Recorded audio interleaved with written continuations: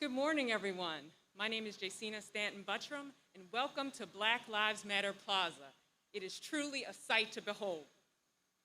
Please stand and remove your hats for the invocation and the presentation of the colors. The colors will be presented by Georgia Eves of the National Alliance for Black Veterans. The invocation will be given by my co-host, Michael Mack, and Major Pete Smith of the United States Marine Corps Reserves will sing the national anthem. Let us pray. Heavenly Father, we call upon you once again to thank you for this glorious day. We thank you for this tremendous opportunity to deliver this message to your people. We pray that this platform, this vehicle that is used to deliver your message of peace, fairness, and equality is received with understanding, tenderness, and fondness. We pray that the deliverers of your message execute it with passion, conviction, and sincerity. Finally, and more importantly, Father, we pray that those who do not recognize the challenges and struggles of individuals that do not look like them be provided with clarity, sympathy, and empathy. Through this broadcast today, in your holy name, I pray. Amen. Amen.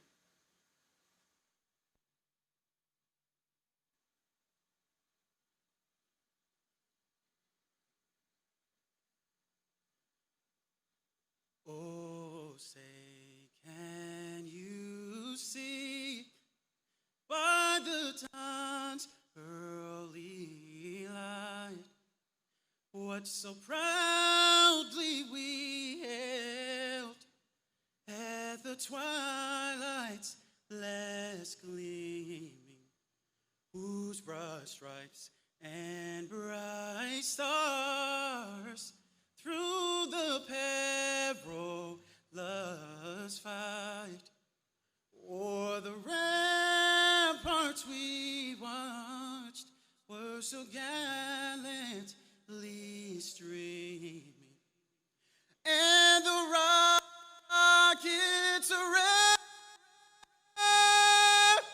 the bombs bursting in air, yeah, moved through the night, that our flag was still there. Oh, say, does that star-spangled banner yet wave o'er the land of the free, sit in the home of the brave?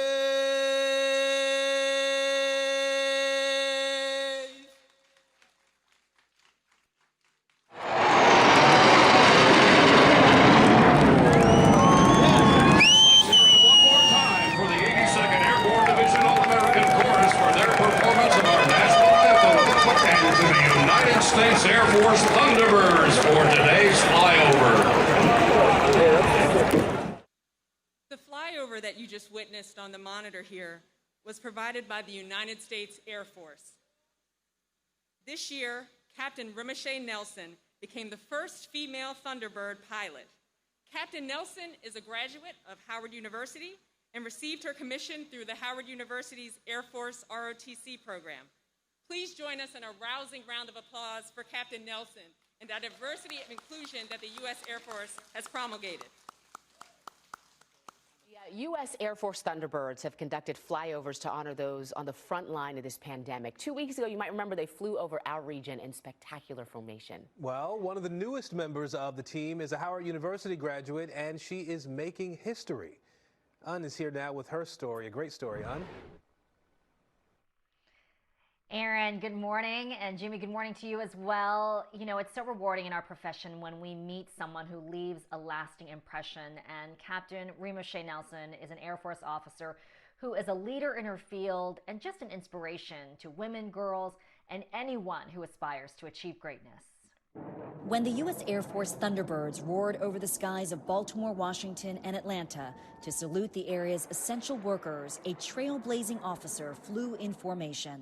So I know there is a small percentage of African-American officers, specifically female officers in the Air Force.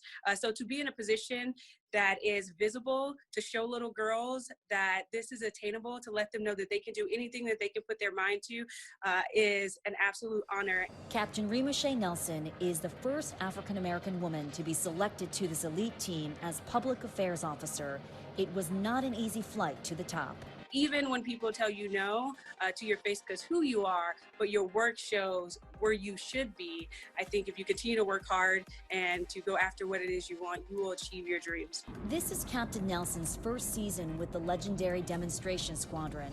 With shows on hold for now, the Thunderbirds have honored the heroes on the front line of the pandemic with flyovers around the country. Where people can look up and have some type of hope during this time, and knowing that we will get through this. The Thunderbirds are with them. Captain Nelson was born in Atlanta and raised in Douglasville, Georgia.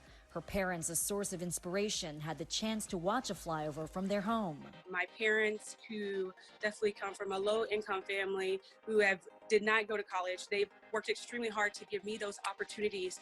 And I wake up every morning knowing that if I work hard, I continue to make them proud.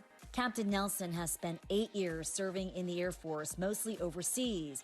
But she says the best decision she ever made was attending Howard University. To be around people who look like me and help, I would say, instill a self-confidence into who I am and be able to walk into the world knowing who I am, where I come from, where my people come from, and where we can go was invaluable. The values she carries with her in service are steeped in hard work, the drive to be the best she can be and to make a difference in the world. We have one life to live.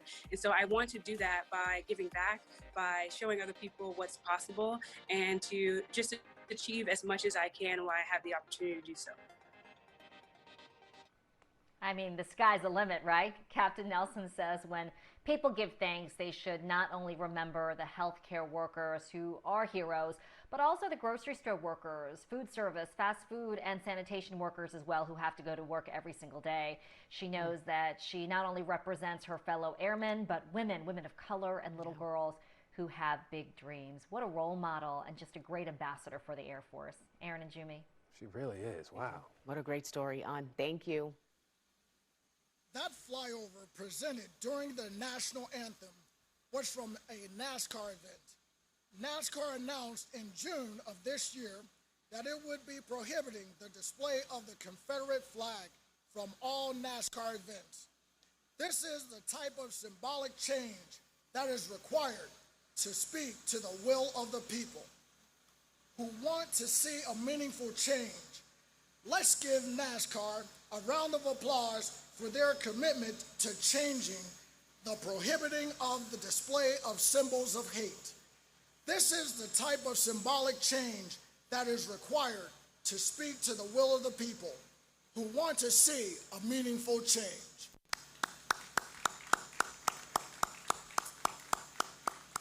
Not only is the U.S. Air Force breaking the brass ceiling for women, the Air Force has nominated Charles Q. Brown, Commander, Pacific Air Forces, as the next Chief of the Air Force Staff, making him the first Black general to head a military service in our military's 244-year history.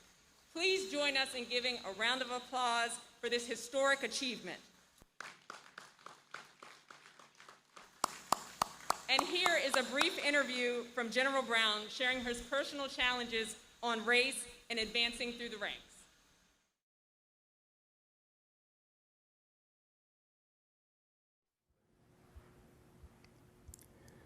As the Commander of Pacific Air Forces, a senior leader in our Air Force, and an African American, many of you may be wondering what I'm thinking about the current events surrounding the tragic death of George Floyd.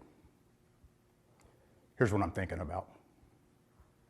I'm thinking about how full I am with emotion, not just for George Floyd, but the many African Americans that have suffered the same fate as George Floyd. I'm thinking about protests in my country, 'tis of thee, sweet land of liberty, the equality expressed in our Declaration of Independence and the Constitution that I've sworn my adult life to support and defend. and thinking about a history of racial issues and my own experiences that didn't always sing of liberty and equality. I'm thinking about living in two worlds, each with their own perspective and views. I'm thinking about my sister and I being the only African Americans in our entire elementary school and trying to fit in. I'm thinking about then going to a high school where roughly half the students were African American and trying to fit in. I'm thinking about my Air Force career, where I was often the only African American in my squadron, or as a senior officer, the only African American in the room. I'm thinking about wearing the same flight suit with the same wings on my chest as my peers, and then being questioned by another military member, "Are you a pilot?" I'm thinking about how I sometimes felt my comments were perceived to represent the African American perspective, when it was just my perspective informed by being African American. I'm thinking about some of the insensitive comments made without awareness by others. I'm thinking about being a captain at the Oak Club with my squadron and being told by other African Americans that I wasn't black enough since I was spending more time with my squadron than with them. I'm thinking about my mentors and how rarely I had a mentor that looked like me. I'm thinking about the sound advice that has led to my success, and even so, most of my mentors could not relate to my experience as an African American. I'm thinking about the pressure I felt to perform error-free, especially for supervisors I perceived had expected less from me as an African American. I'm thinking about having to represent by working twice as hard to prove their expectations and perceptions of African Americans were invalid. I'm thinking about the airmen that have lived through similar experiences and feelings as mine, or who were either consciously or unconsciously unfairly treated. Conversely, I'm thinking about the airmen who don't have a life similar to mine and don't have to navigate through two worlds. I'm thinking about how these airmen view racism, whether they don't see it as a problem since it doesn't happen to them, or whether they're empathetic. I'm thinking about our two sons. Now we had to prepare them to live in two worlds. I'm thinking about the frank and emotional conversations my wife and I have had with them just this past week as we discussed the situations that have led to the protests around our country. Finally, I'm thinking about my historic nomination to be the first African American to serve as the Air Force Chief of Staff. I'm thinking about the African Americans that went before me to make this opportunity possible. I'm thinking about the immense expectations that come with this historic nomination, particularly through the lens of current events plaguing our nation. I'm thinking about how I may have fallen short in my career and will likely continue falling short living up to all those expectations. I'm thinking about how my nomination provides some hope, but also comes with a heavy burden. I can't fix centuries of racism in our country, nor can I fix decades of discrimination that may have impacted members of our Air Force. I'm thinking about how I can make improvements, personally, professionally, and institutionally, so that all airmen, both today and tomorrow, appreciate the value of diversity and can serve in an environment where they can reach their full potential. I think I don't have all the answers on how to create such an environment, whether here in PACAF or across our Air Force. I'm thinking about, without clear-cut answers, I just want to have the wisdom and knowledge to lead during difficult times like these. I want the wisdom and knowledge to lead, participate in, and listen to necessary conversations on racism, diversity, and inclusion. I want the wisdom and knowledge to lead those willing to take committed and sustained action to make our Air Force better. That's what I'm thinking about. I want to know what you're thinking about. I want to hear what you're thinking about and how together we can make a difference. As the youngest of the four major armed services, the Air Force has traditionally been on the leading edge of innovation and inclusion, dating back to the famed Tuskegee Airmen, Red Tails, 332nd Pursuit Squadron. Let's give the Air Force a round of applause for leading and innovation and inclusion. At this time, ladies and gentlemen, we will move to the formal part of our program. I have the pleasure to introduce our first speaker, the founder of Citizens Against Intolerance, Mr. Troy Mosley.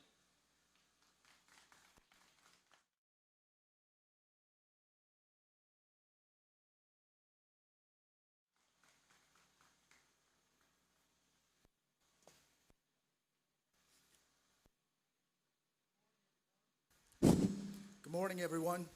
Thanks for being here. As Jacina stated, my name is Troy Mosley. I'm a second-generation Army officer. My father is a Vietnam veteran, and I am a veteran of the Iraq War. We are both graduates of Florida A&M University, a historically black college, or HBCU. We are both grateful to our nation for the outstanding opportunities our service in uniform has provided us. We are grateful for being able to represent the greatest nation in the world in uniform. My grandfather was a sharecropper.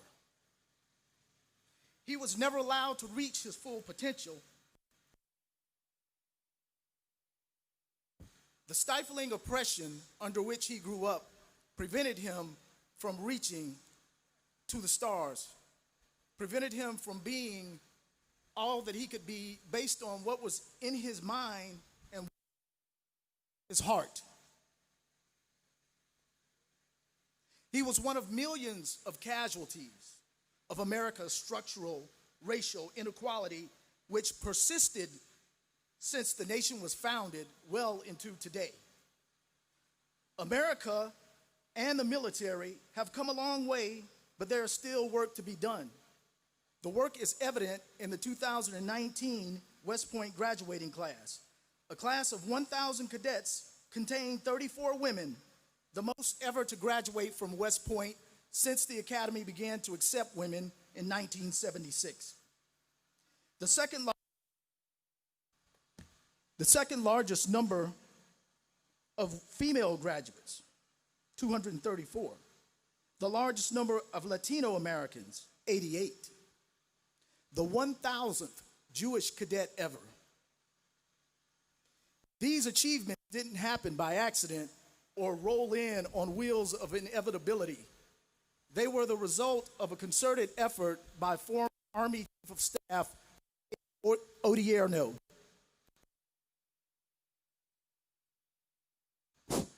General Odierno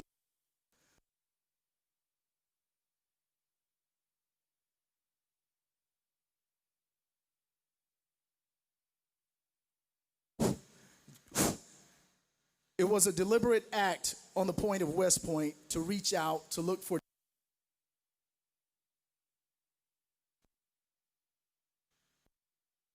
diverse of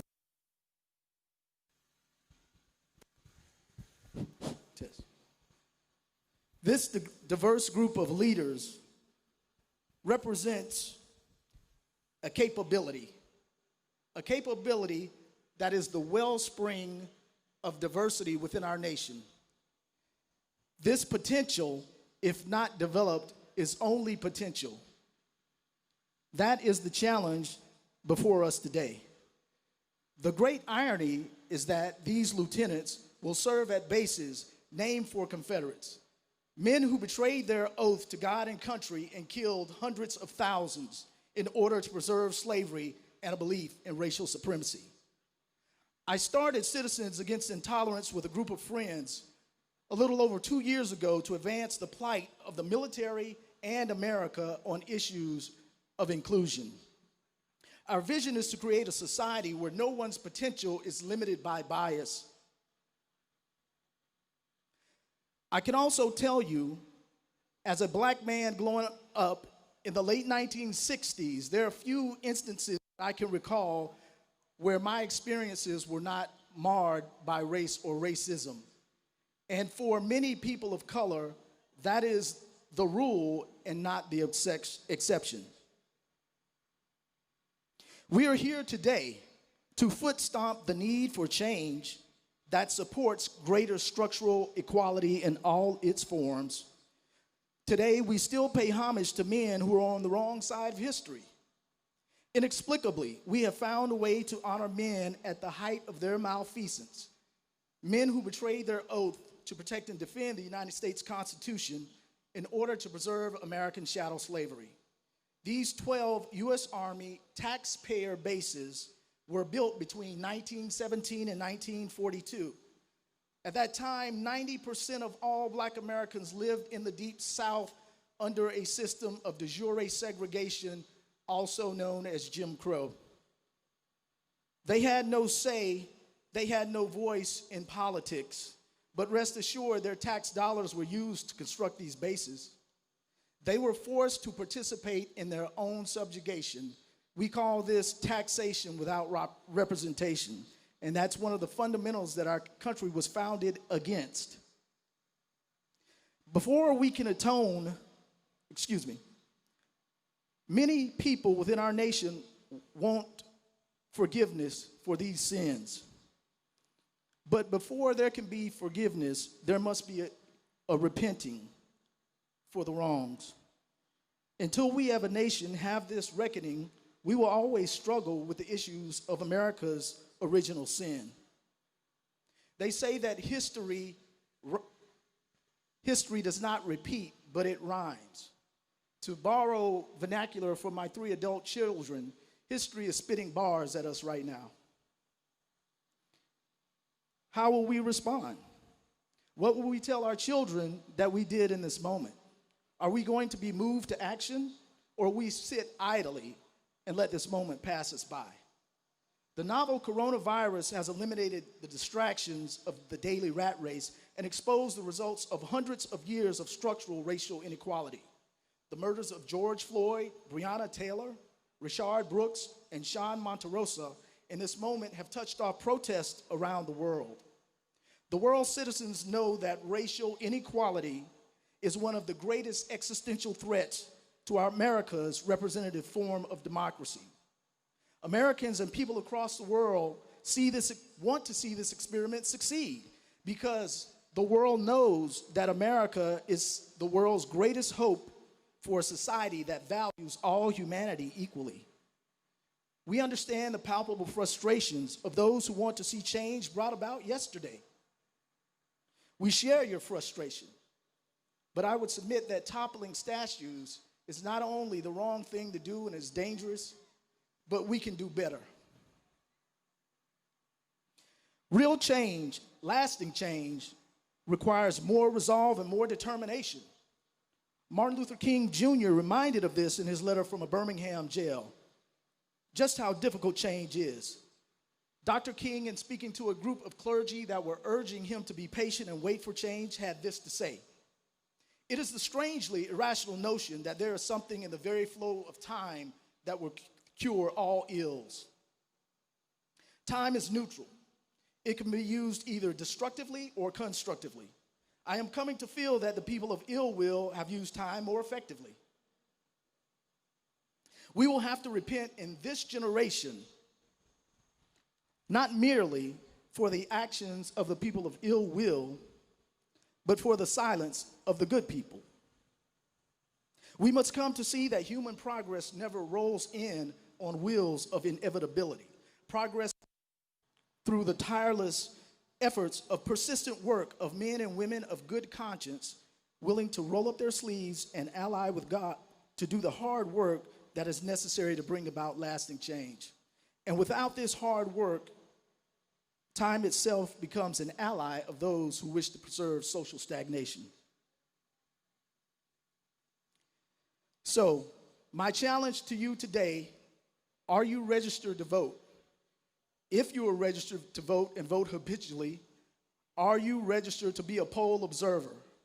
We're taking the baton from that generation who marched in the 60s, the John Lewises of the world. And it is now for another generation to step up, to step forward, to be present, to be visible, to endure the challenges of the coronavirus to ensure that the voice of democracy is not subjugated. Thank you.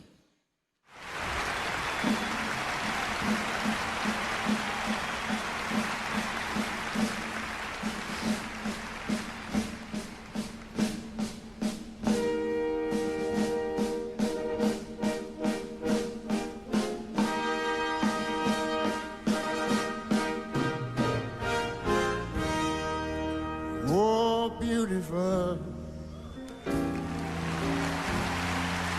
far heroes through in liberating strife,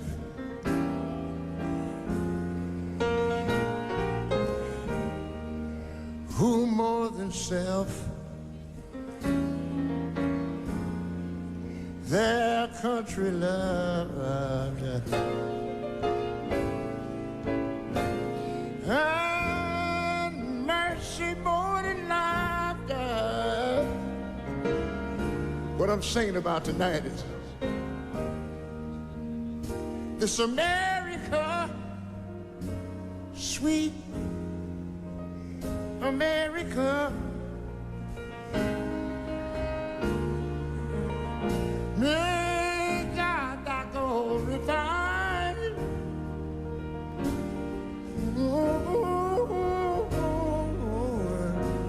Till our success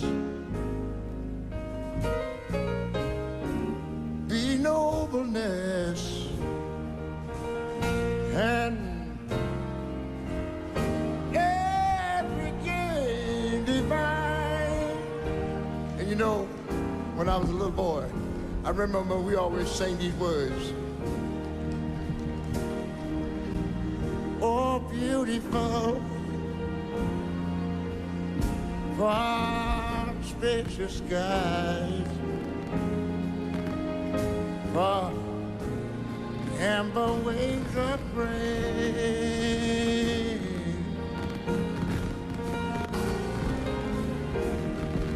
far purple mountains, majesty.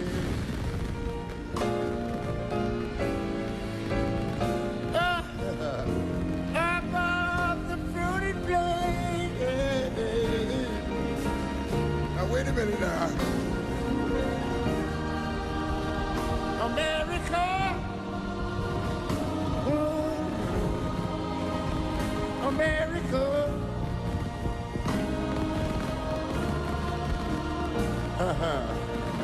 God done shed his grace on me. Oh, yes, he did. And he called like us. He told me he would. Said his brotherhood from sea to shining sea. You know, I wish I had somebody that could help me sing this thing.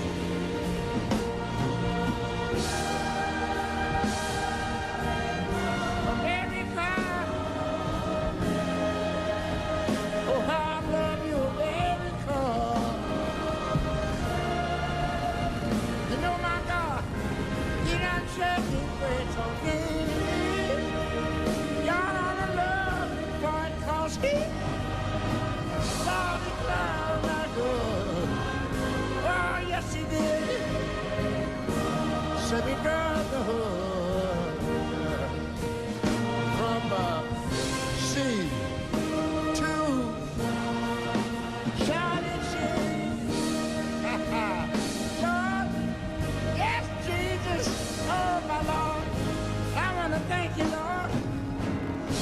Let me thank you, Lord.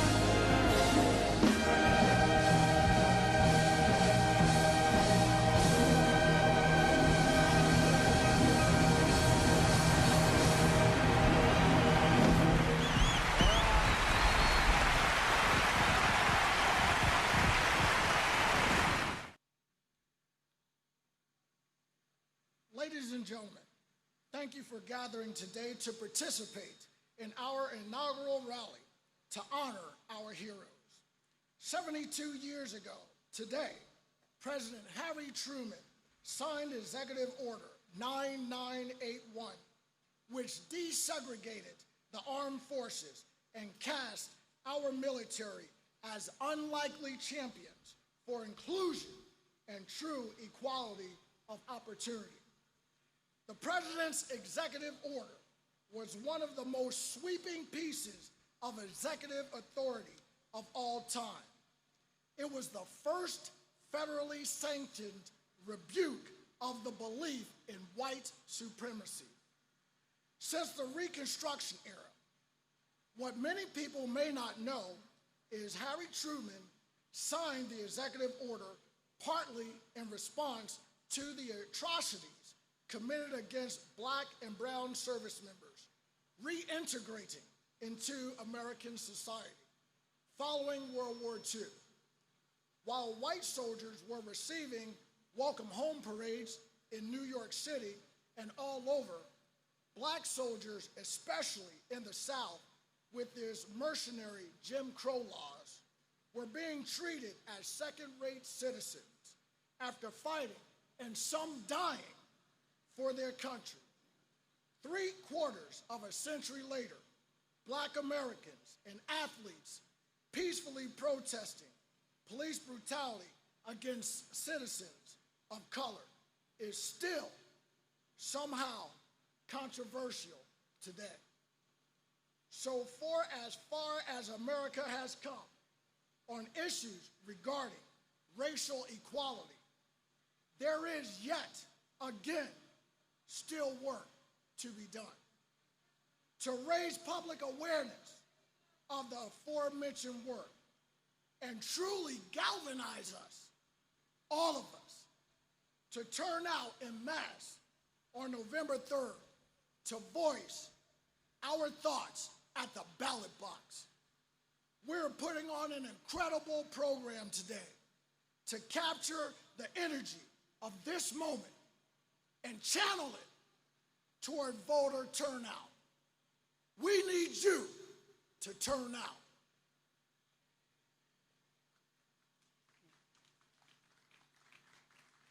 Now, prior to signing the executive order, President Truman appointed the nation's first committee on civil rights to study the problem of equal protection under the law, which was still not a reality for over 90% of black Americans who lived in the South.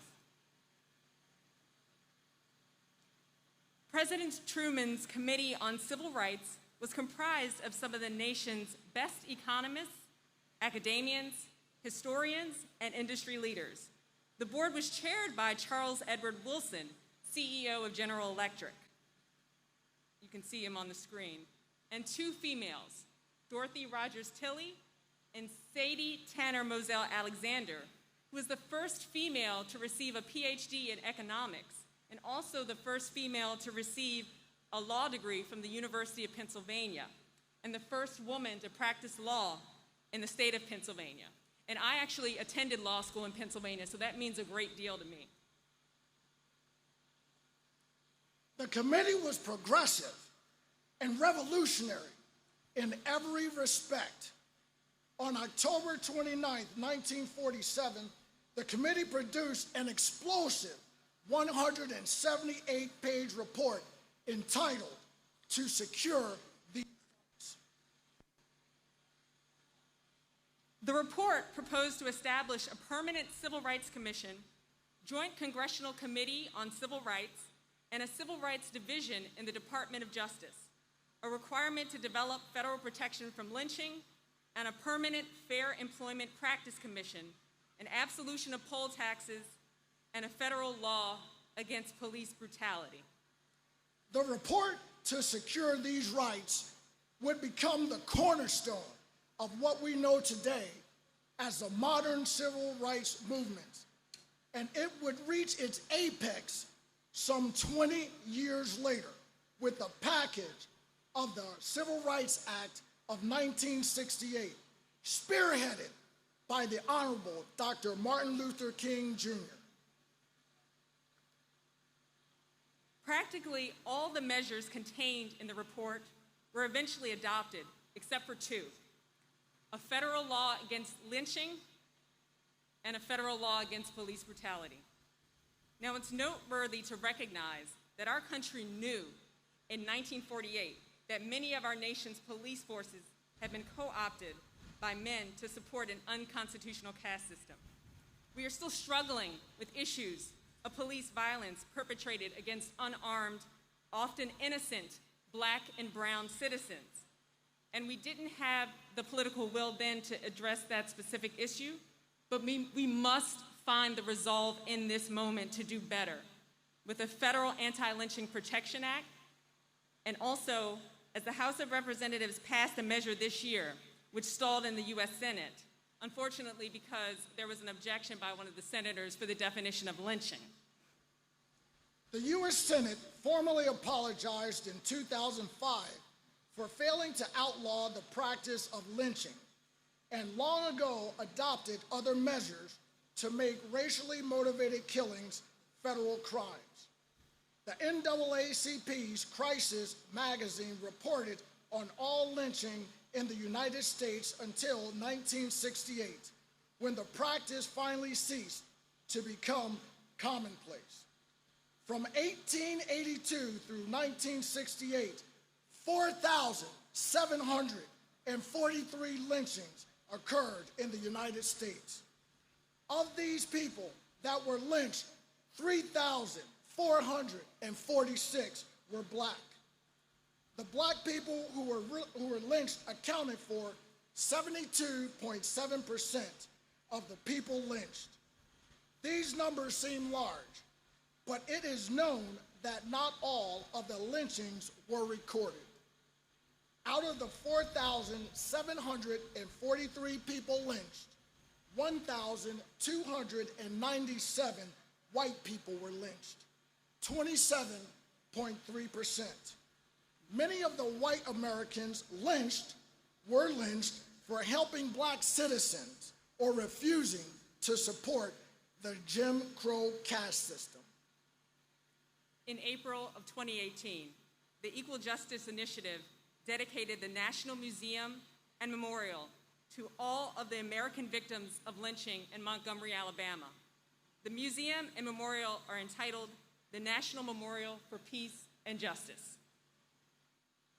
When the black and brown veterans of World War II returned home from victory in Europe and the Pacific, violent clashes ensued all across America, of which lynching was a central feature of intimidation. And these men who had come face to face with fascist enemies were now face to face with sweltering and immoral subjugation that existed at the time from their own fellow citizens. Coercive and violent means were used to deter black and brown veterans reintegrating into society from believing that they would win any of their liberties at home that they secured for others abroad. These violent measures were often meted out by police to deny black and brown citizens their full rights and privileges under the 13th, 14th, and 15th Amendments to the Constitution. Two incidents in particular, the blinding of Sergeant Isaac Woodard and the quadruple murder of George and Mae Dorsey and Roger and Dorothy Malcolm, moved Truman to action. These two incidents shook Truman to his core and compelled him to use the full weight and authority of the office of the presidency to chip away at the stifling oppression of Jim Crow laws.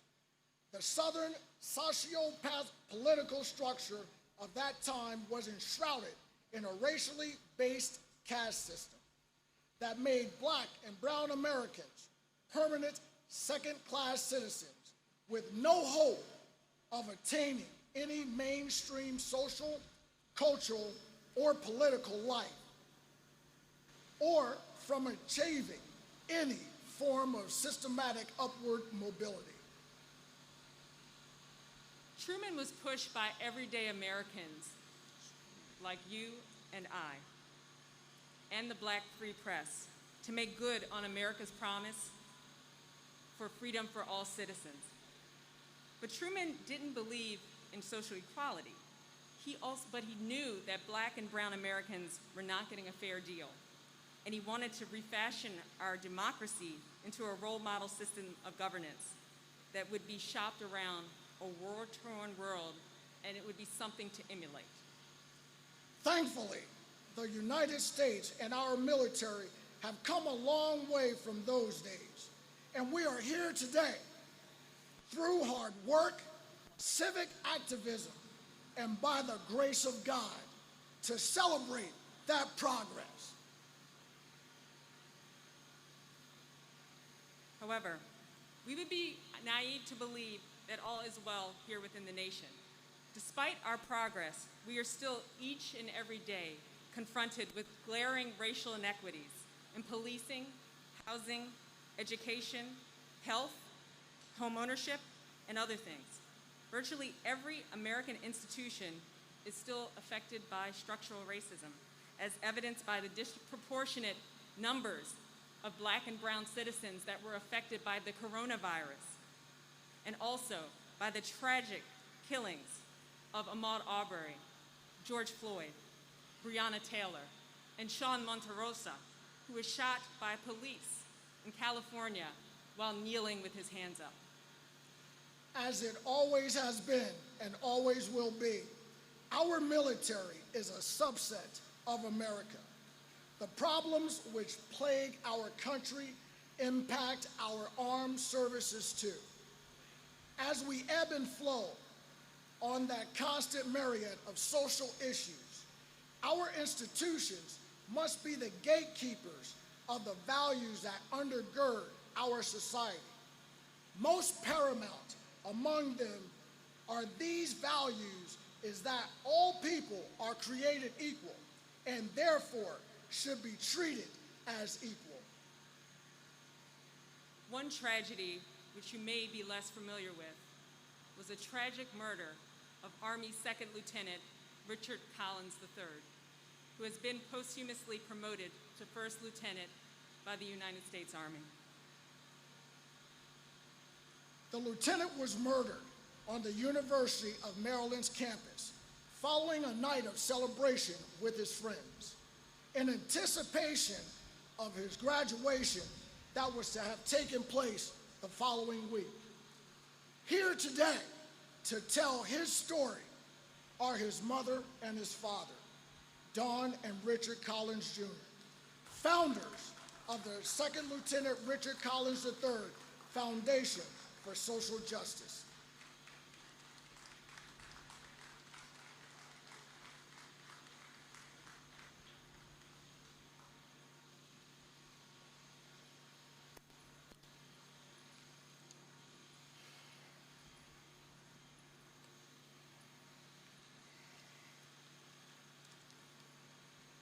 Good afternoon.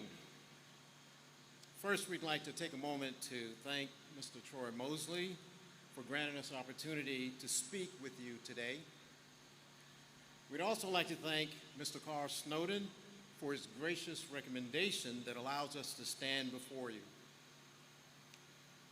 We are honored to be here for the 72nd anniversary of Executive Officer 9981, which desegregated the U.S. Armed Forces. Our family comes from a long tradition of service to this country.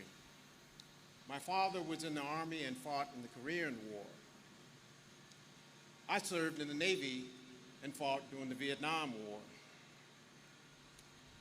Our son joined the Bowie State University ROTC program because he felt called to serve his country. I grew up as the proud daughter of a dedicated New York City police officer and served alongside my husband as a Navy spouse, which I deem one of the hardest jobs in the military. So witnessing our son taking the oath of office as a second lieutenant in the United States Army was one of the happiest days of my life. It was Richard's dream to serve his country, and he hoped to be a general one day. We were so proud of his decision to pursue a career of personal sacrifice to defend our nation and the values we stand for. But sadly, just as quickly as our son's dream were being realized, his future was cut short and taken from him. Richard was murdered on the campus of the University of Maryland at College Park, just days after he had sworn into the U.S. Army, and before he could get the opportunity to walk across the graduation stage to receive his diploma from Bowie State University. His killer, a white man who my son had never met, was a follower of an alt-right white supremacist group on social media. The cell phone possessed when he was arrested contained viciously racist images. A surveillance video of the night that changed our lives also shows a white man and Asian woman standing next to Richard. But our son was the only one attacked and targeted. The killer let the others who were standing near him walk away unharmed. Having a window into the character of our son's murderer, you can imagine our shock and horror when the judge chose to dismiss the hate crime charges against him. We couldn't believe that Maryland's standard for prosecuting a hate crime was so high that our son's murder was not seen for what it was. The evidence presented at the trial left no doubt in our minds that Richard was targeted because of the color of his skin and the apparent hatred in his killer's heart. The judge's decision had us in that same fog of disbelief as the awful moment Maryland state troopers showed up at our house to tell us that Richard had been murdered. Our son's life was devalued a second time, but this time in the very courtroom that was supposed to deliver him justice. Unfortunately, our story is now part of a narrative that weaves our family history into American history in a way that we never imagined possible. We believed this country was moving us toward progress, but our reality was shattered by the murder of our son. Our son's grandfather, my father, served in combat in the Korean War, but couldn't survive the scourge himself of American racism. Some 62 years before Richard was murdered, and just after returning home from the Korean War, my father was also murdered by a white man, motivated by hatred for a stranger of a different skin color, and in a southern town that never cared to bring my father's killer to justice. The law has failed our family over and over again. And our tragedy is too familiar a tale for other families. So many innocent lives have been lost due to hate-motivated crimes at the hands of extremists. We care about this country as much as we always have. And for that reason, we feel a responsibility to use the perspective that we gained in the midst of our tragedy to not just advocate for improvements to the law as we've done in Maryland, but to encourage individual citizens to recognize the importance of exercising their right to vote. If our journey has taught us anything, it is the significance of having elected officials who are conscientious about the impact of our laws on people of color and other marginalized groups. We need states throughout the country to enact legislation such as the Second Lieutenant Richard W. Collins III hate crime law that was passed this year in the Maryland State Legislature. This law, named in honor of our son, now equips states' prosecutors with the tools necessary to successfully prosecute and convict perpetrators of hate-related crimes. We feel fortunate that Prince George's County State's Attorney, Aisha Braveboy, stood shoulder to shoulder with us in the fight to remove this unsatisfactory status quo.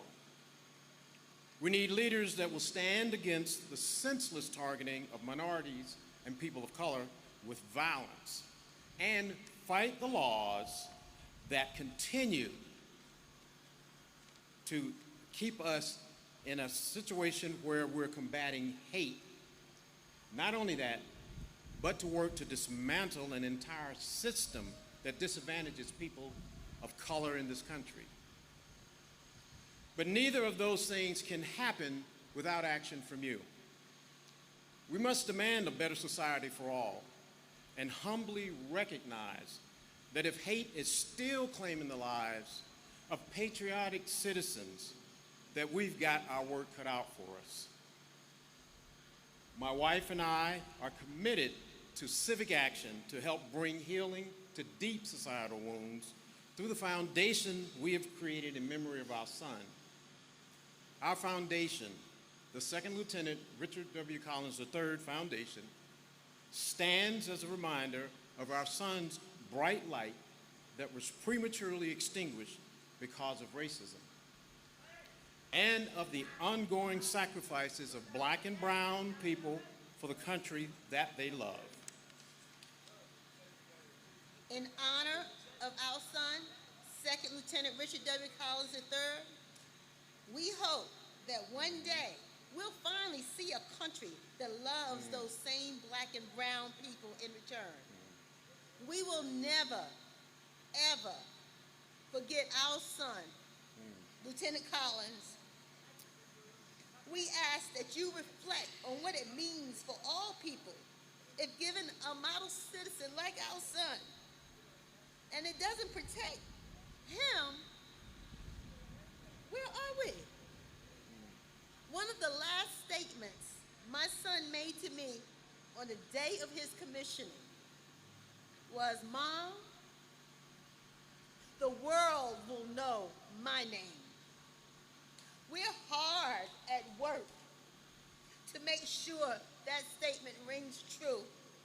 But today I ask, I beseech, that you simply remember his name among other names and be an ambassador for our cause.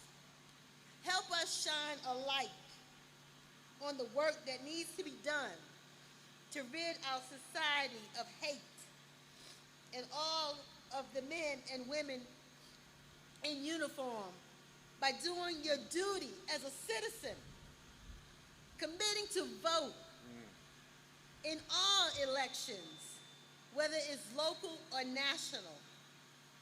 In closing, we ask that each of you remember the name of Second Lieutenant Richard W. Collins III.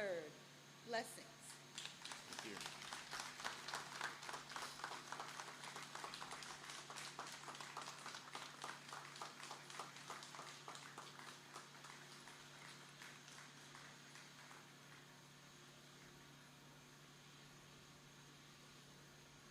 Thank you. Can we give another round to the parents of Lieutenant Collins, please, and all the work that they're doing? Thank you. Thank you. Last Sunday, July 19th, America mourned the loss of Congressman John Lewis, as well as Reverend C.T. Vivian, and most recently, Charlie Evers, the younger brother of Medgar Evers. Now, this cohort was the latest of a group of a great tradition of civil rights stalwarts that have departed this earth. But today, we have the privilege of hearing from our own regional stalwart, Mr. Carl Snowden. Carl is a part of the second generation of civil rights champions that followed on the heels of Congressman Lewis. And I want to tell you a little bit about him. His first foray into the civil rights struggle was at Annapolis High School in 1970, when he and 4 other students were expelled simply because they wanted to have an African American studies course and more African Americans teachers. And so he then went to private school at the Key School, and he began his foray into politics. He later became an alderman and is now the president of the Caucus of African American Leaders. That's Carl's beginning, and he's been getting into good trouble ever since. And I also want to tell you a personal anecdote about that story. I'm a graduate of Annapolis High School, and 25 years after Carl Snowden and the 4 students were expelled, I actually took African American Studies at Annapolis High School. And I took them from 2 African American male teachers. So Mr. Snowden had a direct impact on my life, and I thank him for that and all the good work he's done.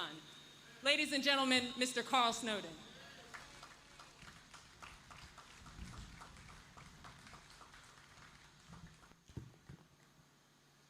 Let me, before beginning, pause just for a moment. I want to really speak to the young people that's gathered here, and I'm so glad that Richard and Dawn, what a group of young people, because your generation, you're the new leaders that must lead. I want to take a moment and ask people for a moment of silence. Remember, a moment of silence for John Lewis, the Reverend C.T. Vivian, and yes, Lieutenant Richard Collins. We can just take a moment of silence.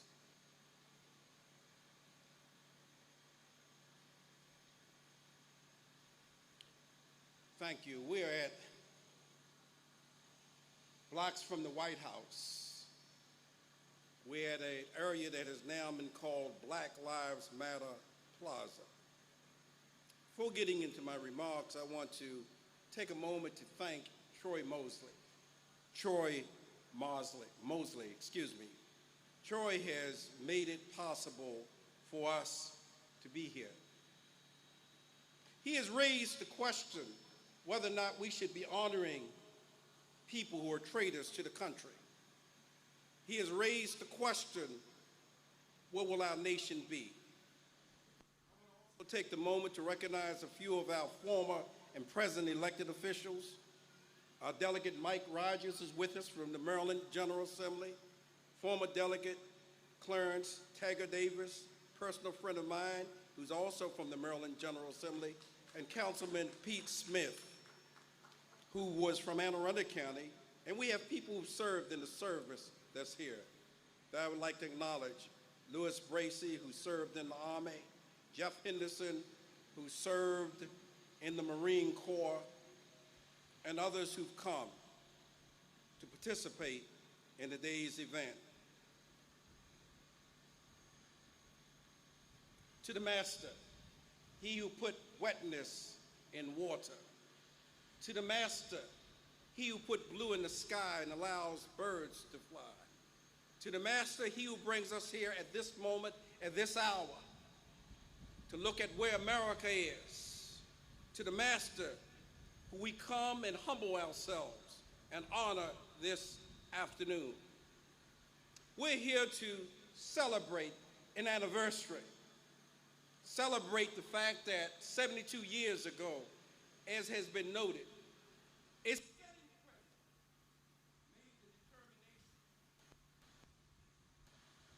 a sitting president made the determination that we need to desegregate.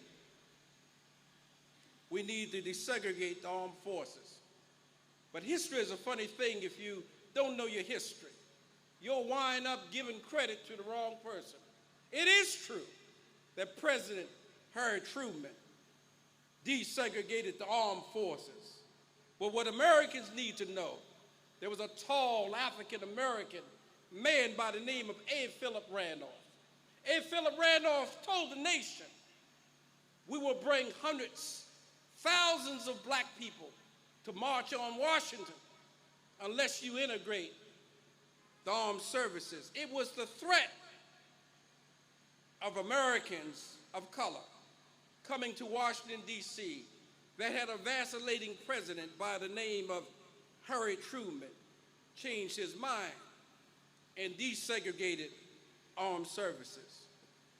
Men and women who served in the armed services know that it's a rich experience, but it's not one that has not been with us.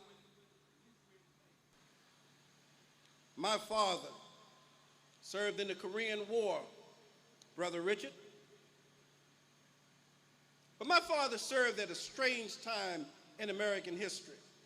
When I was growing up, my father had one eye, and I thought that my father had lost his eye during the war. And for some reason, we never asked my father, how did you lose your eye? When my father died, we were taking him to Crownsville Veterans Cemetery, where they bury people. Brother Alfonso, at that time, I turned to my uncle and I said to my uncle, how did my father lose his eye during the war? And my Uncle Joe responded, he didn't lose his eye during the war. I said, well, did he lose his eye after the war? He said, no. He lost his eye before he went in the service. I didn't know somebody could go into service with one eye.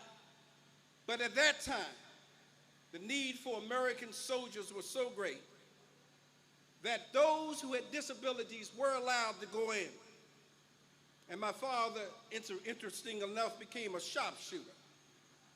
My father served his time in the service.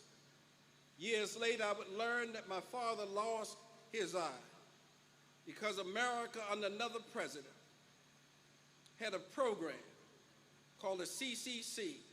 It was a program designed to take unemployed Americans and put them back to work. And in those days, black people got the worst jobs. So my father's job was to explode boulders to make way for highways and streets. And a splinter from the boulder hit him in the eye and he lost it. And my father never told how he lost his eye. My father never talked about war. He never talked about what it was like to go abroad to fight fascism and to come home and deal with racism. Today marks 100 days before the election of a new president will take place in America. We're in a perilous time. I was talking to Delegate Davis before this meeting got started. I hope Americans understand where we are. We're at a crossroads. Martin King, when he died in 1968, told the nation there are some dark days ahead of us, and we've reached that dark day. Americans must make a decision, what type of nation do we want? Americans must decide whether we want an America that is all-inclusive or an America that's divided. The truth of the matter is America cannot survive divided. The truth of the matter is that, as Fannie Lou Hamer said so eloquently, everybody's going to be free or nobody's going to be free. That's the America that we're in. That's the reality of the day that we are in. We're at a time now where every American must decide for themselves. What type of president do they want? What type of Senate do they want? What type of House of Representatives do they want? The President of the United States has publicly announced that he supports keeping monuments named after Confederate soldiers. The truth of the matter is those Confederate soldiers were traitors. They committed treason. And the fact of the matter is that America has decided whether they want to put behind us that history. We're now at this point, with 100 days to go, where we have to make some decisions. We hold these truths to be self-evident, that all men, and I would add women, are created equal and endowed by their Creator with certain inalienable rights. The right to liberty, the right to pursue happiness. And that's where I want to stop. Something was said earlier today that I know it's easy for people to miss. And I'm underscoring it for a particular reason. Sometimes people don't feel other people's pain. My mother lived to be almost 105 years old. She just passed but a month ago. I know what pain is. I know what it is to lose a loved one. I know people who told me at the passing of my mother, I know how you feel. No, you don't. You can only imagine. My mother lived to be almost 105. She was born when women didn't have the right to vote. My mother grew up in an apartheid system called segregation in America. My mother saw many things in her life. My mother was part of a generation of people who believed in America and believed in it deeply and greatly. I want to share this experience with you. And I want young people to hear this and hear it well as I move to my conclusion. When I was a little boy, 5 or 6, no more than that, I lived on a farm in a place called Davidsonville, Maryland. I lived with my grandfather on his farm with our extended family. We used to play in the woods. And in these woods, we could take sticks, put it between our legs, and imagine that it was a horse. In our woods, we could take a twig and turn it into a space gun or a 6-shooter. In our woods, with our imagination, we had the ability to climb trees and pretend that we were on spaceships. And my best friend was a little boy named Tommy. Tommy and I loved each other. We were inseparable. But Tommy loved somebody greater than me. He loved his father. His father was a man named Mr. Marshall. Mr. Marshall was a tall black man, but 6'6". He was a sharecropper. I didn't know what a sharecropper was. But Tommy and I would watch his father as his father put this plow on his back and plowed up the field. We watched Tommy's father take a calf and lift it up on his back. We saw Tommy's father cut trees down and make wood. Tommy used to look at his father with such great pride and admiration. Tommy loved his father. His father was the kind of man that didn't say a lot, but when he spoke, you listened. He had a commanding presence. Tommy one day said to me, "My father is so strong, he can beat Superman." And if there was ever anybody that could beat Superman, secretly, I thought it was Tommy's father. Tommy at one point was so proud of his father, he looked me in the eye without making any contradiction and said, "My father can beat your father." I didn't debate it with him. I saw how strong Tommy's father was. One day, Tommy and I were playing as we usually do. It was an August day, one of those sweltering days, those days that you have to be barefooted, those days that you don't wear a t-shirt, those days that you just enjoy life. 6 or 7, we were running around playing. All of a sudden, the man that Tommy's father worked for started from what was called the big house, headed toward Tommy's house. We saw something in this man. We saw the anger. He looked like he was mad. We didn't know why, but we wanted to know. In those days, kids were not allowed to get into adult business, but Tommy and I was curious. Why is this man walking this way? Why is he so angry? So Tommy and I ran ahead of him, found some bushes, and we hid in the bushes so we could observe what was going on without being seen.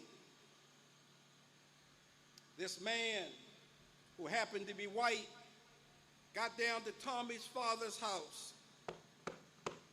He banged on Tommy's father's door. Tommy's mother answered the door, and he asked, where was Marshall? Tommy's mother answered, he's sick. He can't come to work today. The man pushed his way in. There was a cacophony of sound. It sounded like it was forever, but it was just a few moments. Out of the house walked Tommy's father. He had no shoes on, no shirt on. Behind him was his boss. And his boss was saying to him, "Nigga, if you don't come to work today, I want you off of my land, off of my property." And Tommy's father turned around to say something. And the man shoved Tommy's father, catching him off guard. And as Tommy's father hit the dust, this man spat upon Tommy. He was chewing tobacco. In those days, people chewed tobacco, and he spit upon Tommy's father. For me, the world came to a moment. It just halted. You see, I'd seen Tommy's father. I knew his power. I saw his biceps. I saw a man, and his strength didn't come from lifting weights, came from hard work. His vocation and avocation was the same. I was looking for Tommy's father to get up and strike this man who had just humiliated him in front of his wife, his son, and his son's best friend. I looked at this man, waiting for him to respond. And Tommy's father did something I have never forgotten. Even as I retell this story to you today, I will never forget it. Tommy's father looked up and said to the man, "Don't fire me, boss. I's a coming to work. Let me come to work." And the man said to Tommy's father, who was still laying in that dust, "You get on up here, boy. You get on, come on up here and go to work." And he started walking back toward the big house. And Tommy's father, who was still laying down, suddenly got up. And as Tommy's father was getting out of that dirt, he looked at the bushes where Tommy and I was hiding. And he saw his son. His son was crying profusely. And so was I. Tommy's father never said a word to his son. He just got up and started walking toward the big house. Tommy took off running, and to this day, I don't know where Tommy went. But I went home. And I tried to tell my mother at 5 or 6 what I had just seen. And my mother was that generation that believed. She didn't want me to be bitter. She wanted me to be better. So she tried to console me and try to tell me what I'd seen I hadn't seen. But I know what I saw. I saw more than the humiliation of a man in front of his son and his wife. I saw the emasculation of a man and his manhood. I knew as a young boy witnessing that, I said to myself, I'll never let nobody do that to me. Later, I would expand it to others. Now, those of you in the audience and those of you who are old enough, you can go ahead and justify it. You can say to me, "Well, Carl, you know, in those days, there wasn't many options for black folks. In those days, men had to take certain imperfections and take certain insults. They had to have their manhood injured because they had to raise their families." You would say that you got to understand the time in which they lived. For little boys at 5 and 6, they don't understand sociology. They don't understand psychology. They know but their mothers and their fathers. Tommy's father never again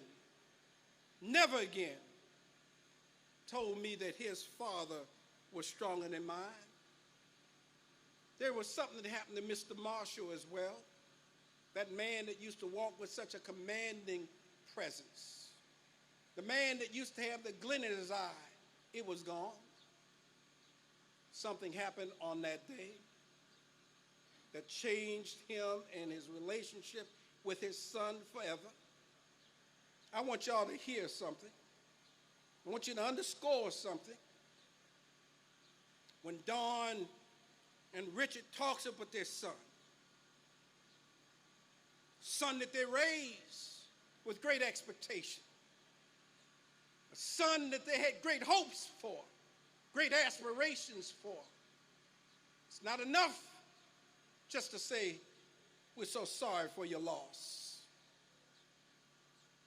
The loss of their son represents the loss of sons and daughters all over America. Know your history. Young people, never let anybody tell you that the first time the words, "I can't breathe," was uttered, that it was uttered by a man named Eric Gardner in New York or by George Floyd in Minneapolis. No, that's not the first time the words, "I can't breathe," was uttered. First time the words were breathed, the first time those words were said were when Africans were in this cargo ship, packed like sardines, didn't speak English, so in languages that covered the continent of Africa, mostly West Africa, they said, "I can't breathe." That's been part of the problem with America today. We can't breathe. Go to New York City and look at that statue, Statue of Liberty. Give me your huddled masses waiting to breathe. Well, black people have been here now for 400 years. I moved to this conclusion simply by saying this. President Barack Obama and every African-American person in this country, when asked the question that I'm going to raise this afternoon, all said the same thing. And here it is. If your teenage son or daughter are stopped at midnight, whether it's in Philadelphia, Mississippi, or Philadelphia, Pennsylvania, or Washington, D.C., or Annapolis, Maryland, and a police officer insults them, calls them out of their names, what do you advise your children to do? And Barack Obama and every other father and mother said the same thing. If the man says to you, "Shut your mouth," shut up, they tell him don't say a word. They say it because they love him. They say it because they know about Michael Brown. They know about Sandra Bland. They know about the countless others who have died at the hands of police. And they just want their sons and daughters to come home. And for those of you who are parents, you may believe that that's sage advice. That's good counsel. I'm here to differ with you. And here's why. If you go back 100 years ago, 4 years after my mother was born in 1920, and that same scenario that I just described to you happened, black parents were telling their children, "Keep your mouth shut, survive." Go back to 1820. Black parents were telling their children, "Keep your mouth shut, we want to survive." Go back to 1720. The same thing. In fact, when African Americans arrived in 1619 in this country, we've been saying to our children, "Keep your mouth shut. We want you to survive." Well, my friends, that is the wrong advice. We must see what our young people are saying. No more silence. No more "yes, sir." No more "yes, sir, boss." No more "you going to treat us any way you want to treat us." No more "we going to fight your wars around the world. We'll come back home and be disrespected." No more of that. No more begging for what should be rightfully ours. if you really want to honor Richard Collins, if you want to honor John Lewis, if you want to honor the heroes, honor them by remembering in November to march. Martin Luther King Jr. once said the greatest march that an American can participate in a democracy is the march to the ballot box. There's a man sitting at 1600 Pennsylvania Avenue, moments from here, who need to understand this is a new America. There's a new people with a new vision, people who are determined to be free. No more, yes, a boss. No more, we gonna just get along. No more taking it like it used to be. We're ready to go into a new century, a new decade with a new vision. Martin Luther King Jr. put it this way. John Lewis put it another way, but it means the same thing. Dr. King said, if you can't run, walk. If you can't walk, crawl. But for God's sake, keep the movement moving. A luta continua, which means the struggle continues. God bless.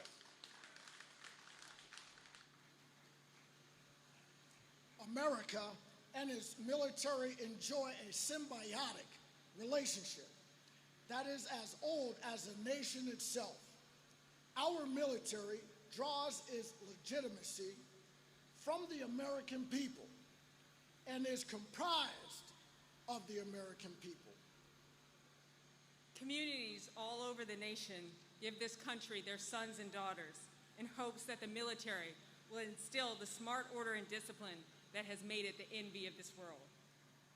In exchange, our armed services promises to train, equip, and protect our nation's most precious resources, its people, and only place them in harm's way when it is our collective national interests that are truly at stake. Whether you are from the prodigious hilltops of New Hampshire, the vast mountains of New York, or the mighty Alleghenies of Pennsylvania, you get the same training, the same equipment, the same food, the same pay, and the same opportunity to protect and defend the Constitution and the nation's values. This is a sacred trust and as old as the nation itself. It is the shared sense of sacrifice and responsibility that gives our military the potential to be America's greatest meritocracy and an institution where all men are treated equal in shared values, performance, drives, opportunity.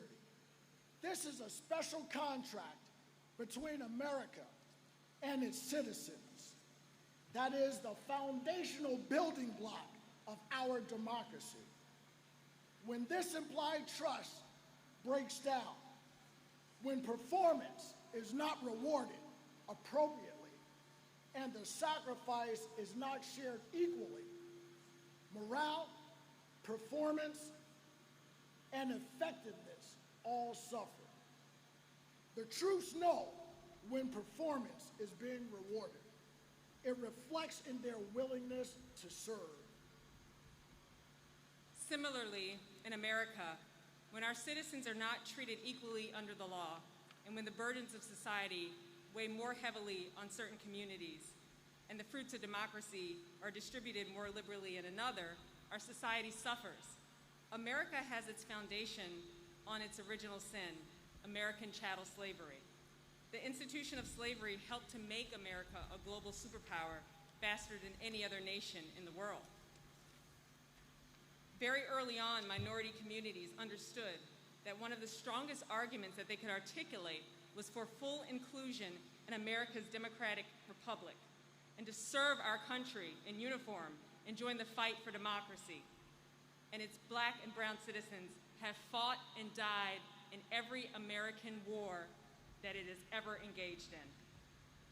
Crispus Attucks, a man believed to be of Native and African ancestry, became the first American believed to have been killed in the American Revolution Revolution during the Boston Massacre.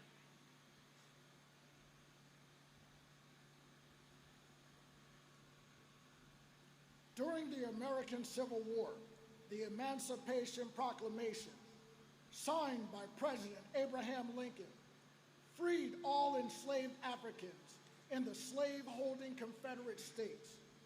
Over 299,000 Black Americans fought during the Civil War to help preserve the Union and secure freedom for millions of enslaved Africans. All told, 309,222 Americans died in defense of the Union during the Civil War. Most historians regard Robert E. Lee's surrender at the Appomattox Courthouse as the effective end of the Civil War. But less than a week later, President Lincoln was assassinated, and the nation was denied his vision of post-antebellum America, free from slavery. They were so frightened of Lincoln's vision of a nation without slavery that they conspired and killed him before he could implement a vision of his Reconstruction. Regardless, the 13th, 14th, and 15th Amendments to the Constitution were passed. They made it illegal to own slaves, made the former slave citizens and their descendants, and lastly, granted them the right to vote, respectively. The period following the American Civil War, known as Reconstruction, gives us an idea of what America would look like in a world of true and moral racial equality.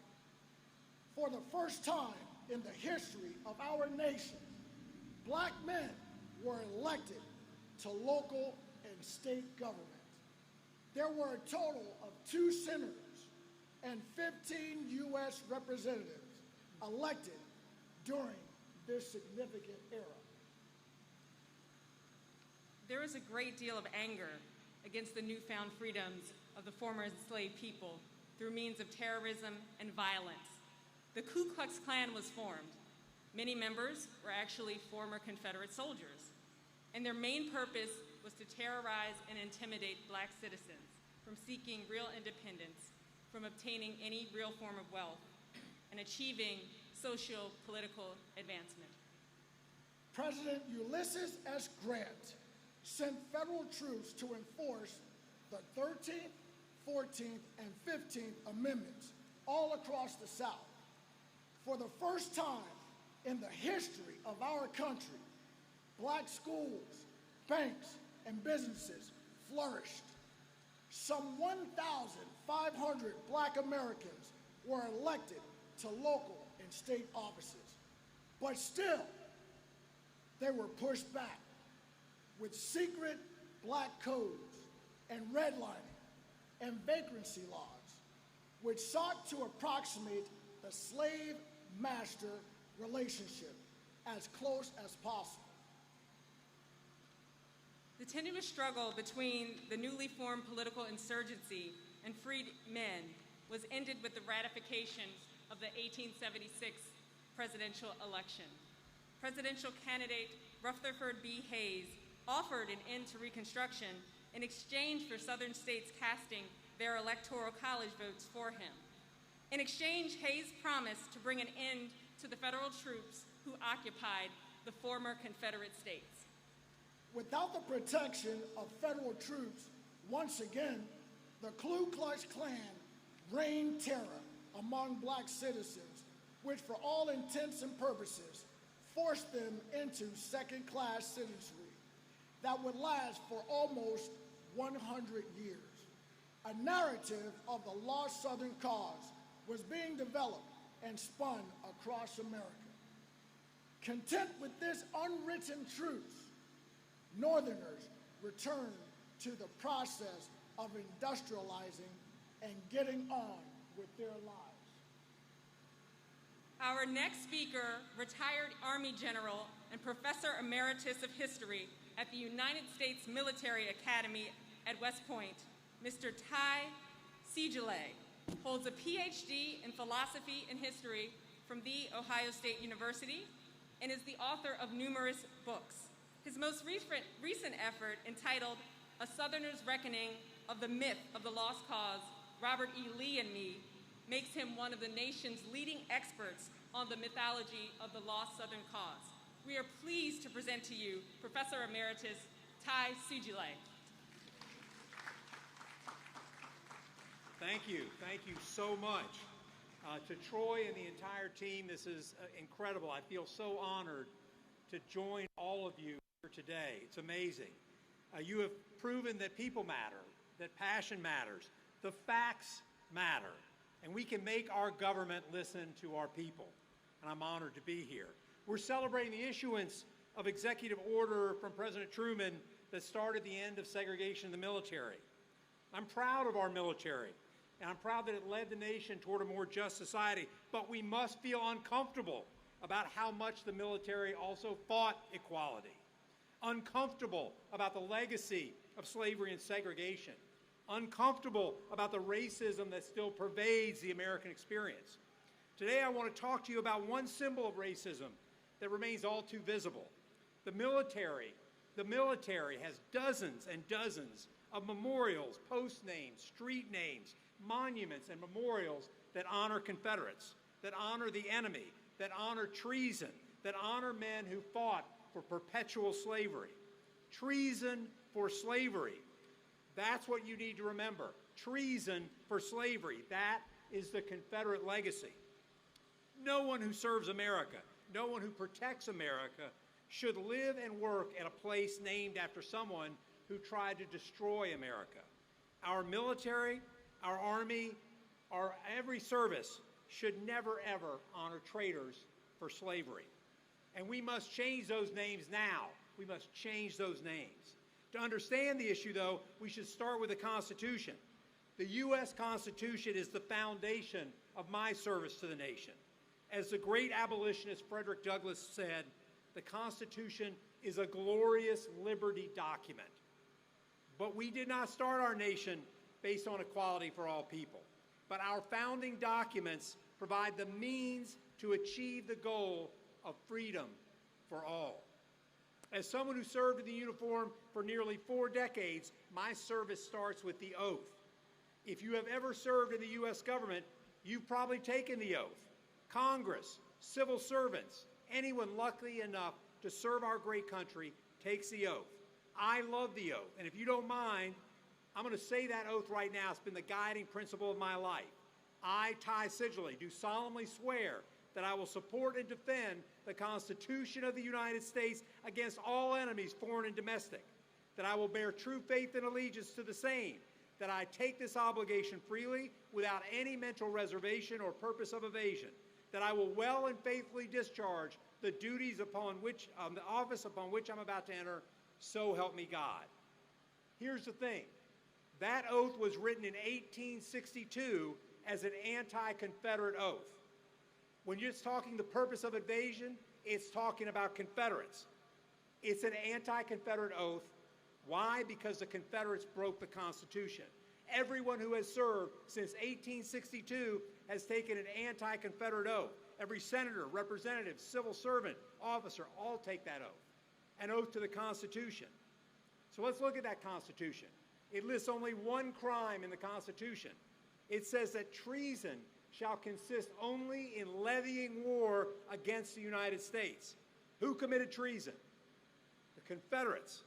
No one was convicted of treason after the Civil War, although Robert E. Lee was indicted. But I don't need a conviction to analyze the facts. And here are the facts. Robert E. Lee took an oath for his promotion to colonel barely 3 weeks before he resigned. He abrogated his oath and fought to destroy his country. Did he levy war against the U.S.? Yes. Did he commit treason? Hell yes. It's not as though we're now just discovering that the Confederates were traitors. One West Point grad wrote in 1864, and his message was simple. Treason is treason, he said. After the war, a Confederate superintendent told an audience that Confederate graduates, quote, forgot the flag to follow false gods. Congressman James Garfield, who later became president, said that Lee lifted his sword against the life of his country. Treason. And why did they choose treason? to protect slavery. The Southern states seceded to protect and expand human bondage throughout North America, to maintain a system of racial control. The war was fought to maintain white supremacy. Don't believe me? Listen to the Confederates. The Vice President of the Confederacy, Alexander Stephens, quote, and I quote here, said, "The Confederacy's foundations are laid. Its cornerstone rests upon the great truth that the Negro is not equal to the white man, that slavery, subordination to the superior race, is his natural and normal condition." The Southern states declared their reasons in their ordinances of secession. Mississippi stated, "Our position is thoroughly identified with the institution of slavery." Yes, it was treason to preserve slavery. That's what the Confederates stood for. But we didn't name those Army posts in 1917, or correction, in the Civil War. We named them in 1917 and 1941, in World War I and World War II. And the names, who do we name them after? It's a mishmash of incompetence, pro-slavery advocates, virulent post-war racists, and war criminals. But they do have a few things in common. First, they committed treason to preserve slavery. And second, they killed U.S. Army soldiers. Here are a couple of examples. Fort Gordon, Georgia, named for John Brown Gordon. He fought like hell for the Confederacy, but he never served in the U.S. Army.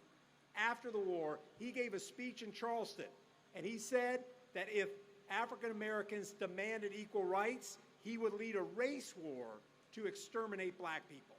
He led the Ku Klux Klan, and in 1890 he said, vote for him for governor and he would maintain white supremacy forever. Fort Pickett in Virginia honors George Pickett. After the war, he skedaddled to Canada because he feared prosecution. Why? Because he was a war criminal. He summarily executed 22 U.S. soldiers in front of their families. During World War II, one of our largest training bases was named Camp Forrest in Tennessee, named after Nathan Bedford Forrest. Forrest was a slave trader. He illegally imported Africans for sale in the South. He committed war crimes, massacring black troops at Fort Pillow.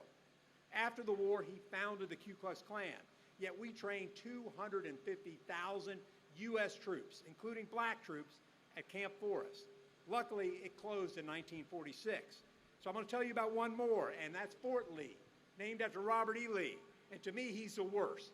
In 1861, there were 7 U.S. Army colonels from Virginia. 7. Of those 7, 6 stayed in the U.S. Army. Only 1 chose treason. Only 1 left the U.S. Army, and that was Robert E. Lee. And why Lee and only Lee? Because he believed in slavery and because he benefited in slavery more than any other officer in the Army. And Lee was cruel to enslaved people. When he took over the management of 3 plantations in 1857, he left no family unit whole, leasing or selling people, taking children away from their mothers, wives away from their husbands. He ordered the whipping of men and women. And when he was general, his army kidnapped free blacks in Pennsylvania during the Gettysburg campaign. During the Battle of the Crater, his army executed captured black soldiers. Today, our most diverse post, the home of the finest logisticians in the history of the world, train at Fort Lee, named after an enslaver who committed treason wearing Army blue, even though he wore Army blue for more than 30 years. We must change those names now. And the post names are hardly the only things named after Confederates. Dozens of roads, monuments, Reserve and National Guard installations, some of them just over the river, the Potomac River in Virginia. These are an enemy who killed U.S. Army soldiers, an enemy who fought to create a slave republic. So why do we have so many different things named after traitors for slavery? And the answer is a simple one. It's white supremacy. Let me say that again. We honored the enemy to further white supremacy. When we named those bases, we named them after local sensibilities. The Post received their names. When they received their names, the South was a one-party racial police state. That's right, black people had no voice, no vote, no part to play in decisions. Yet black people made up between 1/3 and 1/2 of all the population of those states. Black people did protest the names, but they had no political voice. And it wasn't just Southern segregationists that supported those names. The Army was a white supremacist organization too. Remember that the Army was segregated during that time. From 1925 to 1938, the Army wrote a planning document every year about black manpower. I read them all, and they're all virulently racist. The 1932 plan said, and I'm quoting here, the Negro is lower on the evolutionary scale than whites. The Army did not believe that black people were fully human. The post names reflect the Army's racism. And reading about the military's racism makes me uncomfortable. Good. We should all be uncomfortable about our history. Today we are finally having a reckoning about what the Confederacy meant, a reckoning on the Confederacy's values, slavery and white supremacy, the values of the segregation era, more white supremacy. We must look at our values as a military, as a nation. Thomas Jefferson wrote the soaring words of the Declaration of Independence, life, liberty, and the pursuit of happiness, but he did not live those words. He held humans in bondage. James Madison wrote in the Constitution's preamble, "We the people," in order to form a more perfect union. Yet he too owned humans.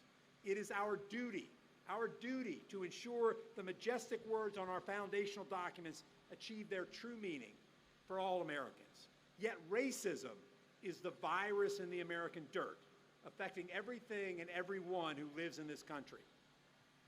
I love my country. I've dedicated my life to its defense, but we must address America's eternal pandemic, racism. Changing the post names will not end racism in America in one fell swoop, but it's not a bad place to start. No American should have to work at a place named for the enemy, an enemy who abrogated their oath, who killed U.S. Army soldiers, and for what purpose? To create a new nation dedicated to human bondage. And the fix is so easy. We have dozens, hundreds, thousands of American heroes to choose from. Heroes that represent the diversity, the strength, the courage of the American experience. Heroes who fought for this country. And we can do this. Change the names. Change the names. Change the names now. Thank you.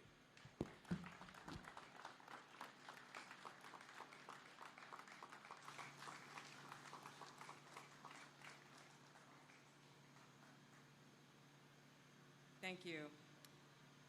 Our next speaker is the CEO of one of America's oldest and most distinguished civil rights advocacy organization, and also a co-sponsor of today's celebration. Founded in 1929, the League of United Latin American Citizens, or LULAC, is the oldest and most widely respected Hispanic civil rights organization in the United States of America. LULAC was created at a time in our country when Hispanics were denied basic civil rights, despite their contributions to American society. The founders of LULAC created an organization that empowers its members to create and develop opportunities where they are needed most. In 1945, a California LULAC council successfully sued to integrate the Orange County school system, which had been segregated on the grounds that Mexican children were more poorly clothed and mentally inferior to their white counterparts. Additionally, in 1954, LULAC brought another historic landmark case, Hernandez versus the state of Texas, to protest the facts that Mexican Americans had never been called to jury duty in that state. The Supreme Court ruled this exclusion unconstitutional. Most recently, LULAC is protecting the rights of essential workers in meat processing plants on the front lines of those keeping our economy running during COVID-19. Their efforts to identify the assailants involved in the murder of specialist Vanessa Guillen led to the congressional review of the command culture of Fort Hood, Texas. Ladies and gentlemen, join me in welcoming to the diocese, Ms. Cindy Benavides.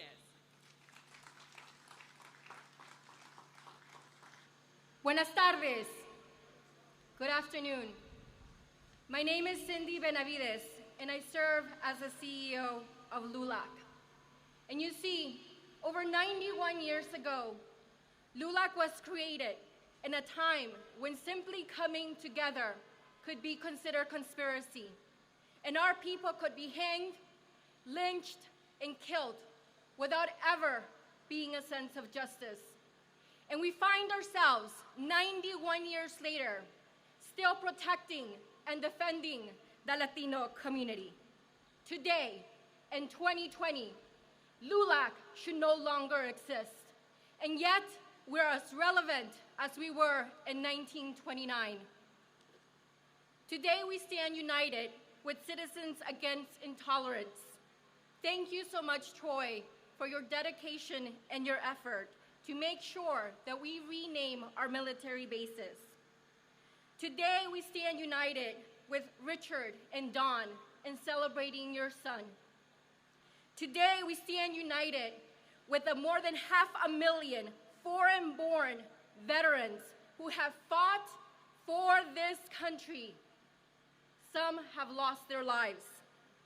And for folks that did not know this, over 40,000 soldiers are 40-born today. Immigrants play an integral role in America. And you see, before Texas was Texas, Texas was Texas. And before California was California, California was California. And before New Mexico was New Mexico, it was Nuevo Mexico. And before Colorado was Colorado, it was Colorado. Let's remember our history. And let's also remember that words matter, that actions matter, and that we might stand united, together, united, for our people, for our community, because we will no longer be silent.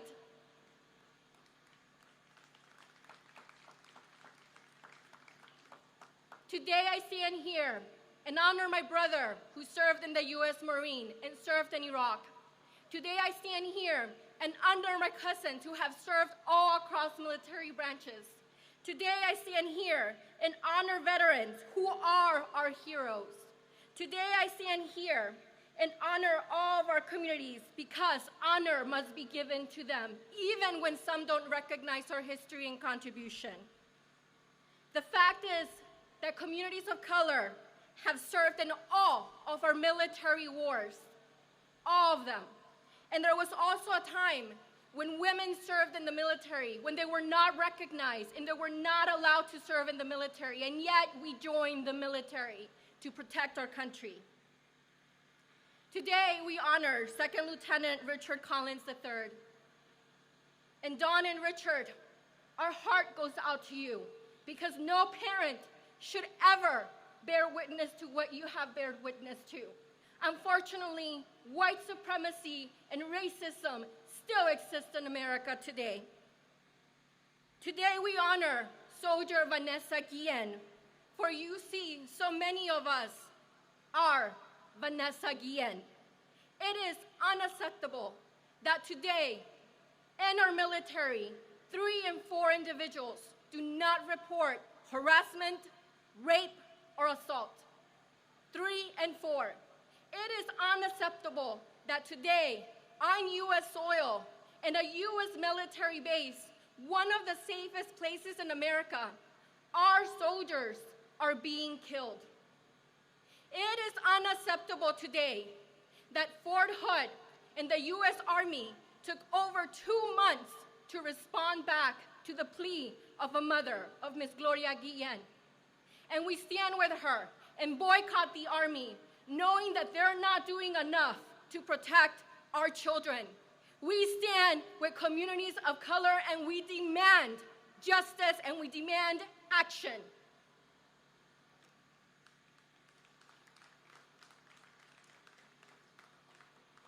You see, there's so much going in America today. And what our young leaders have taught us is that we cannot stand on the sidelines. What our young leaders have always taught us is that we must mobilize and take action. In America today, we have a federal government who separates children and parents. In America today, we have children in cages as young as 1 year of age. In America today, we have children, parents, and individuals who left persecution to come to America, and yet they're faced with persecution in the land of the free and the home of the brave. And I can't but be reminded of our liberty, our Statue of Liberty and what it says. And we're not living up to those ideals. In America today, we know that unfortunately, More African American men die at the hand of police brutality than any other ethnic race today. And the fact is that for so long, our community has said, I can't breathe.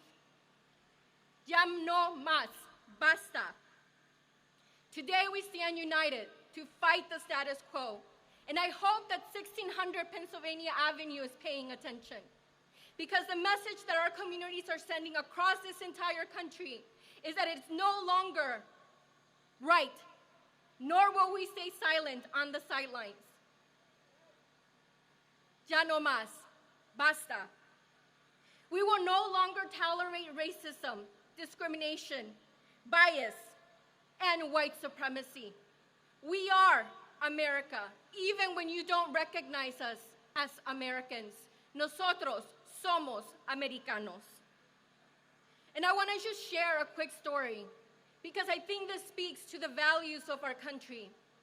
I was brought to this country at the age of 1, undocumented, by parents, by my really, really strong parents who had the foresight to see that Honduras at that time was turning into the second most violent country in the world with the largest homicide.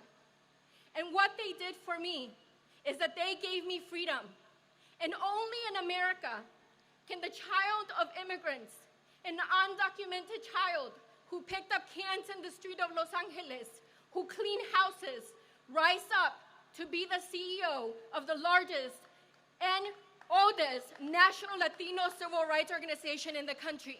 Only in America do we see that. And it speaks to the efforts of my parents, of the first dreamers who dreamed a dream bigger than me, who knew that their sacrifices would be worth it. Because not only do I stand here with you, but my brother has also served in the military and fought for this country. Not only that, my cousins have too, and they are immigrants. And here is my ask to you. Please sign the petition to rename the military bases under Citizens Against Intolerance. But my biggest ask to you is that we're only 100 days from Election Day, and our greatest act of disobedience is to vote. Our greatest act to lift up our communities is to vote. Our greatest way to protest what is currently happening in America is to vote. Our greatest way to show up and be heard is to vote. And so I ask all of you, what will you be doing on November 3rd? Voting on November 3rd. Let us remind elected officials that they should be fearful of we the people, porque somos americanos, for we too are America. Let us remind the people that we will be showing up at the voting booth, and not only will we be showing up, but we will be asking others to show up, because we have had enough. We want change. We want people who represent America. We want people who represent our values. We want people to be in the White House who understand what it is to be a person of color. And I end with this, for my organizers in the audience. Who has the power? We have the power. Who has the power? Who has the power? Who has the power? Gracias.